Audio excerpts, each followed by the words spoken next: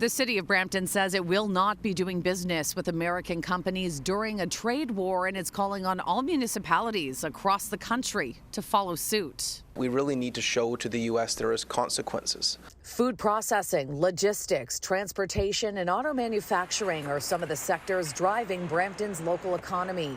And according to Mayor Patrick Brown, the city is home to 140,000 businesses that rely heavily on U.S. trade. But we can't simply depend on changing hearts and minds in the U.S. and changing the decision of the U.S. president. As long as tariffs are in place, American companies will no longer be eligible to bid on procurement here in Brampton. That means the bidding process to supply equipment, consult, or build infrastructure like roads and bridges will only be available to Canadian firms. The city is also sifting through current U.S. contracts, looking for options to cut ties early. We've always followed the rules, and the rules state that when we're considering products or services from a batch of potential bidders, some might be American-based and some are Canadian-based, where the American bidder perhaps is lower cost or wins otherwise, we're required to choose them. So if tariffs hit, that agreement is going to be ripped up?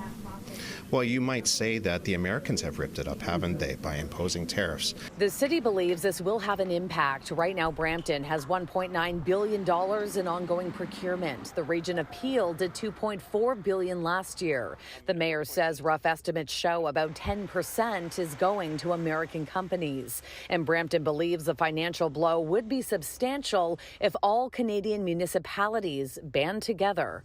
It is estimated that municipalities procure more than $30 billion worth of goods and services every single year.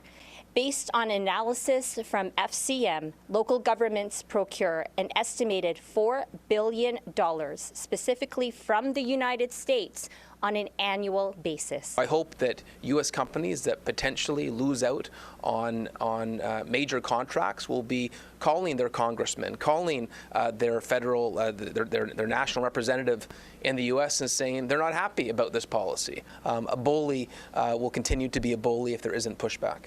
Now, Brown will be heading to Washington, D.C. this week to meet with a group of mayors from both sides of the border to discuss the impact a trade war would have on local economies.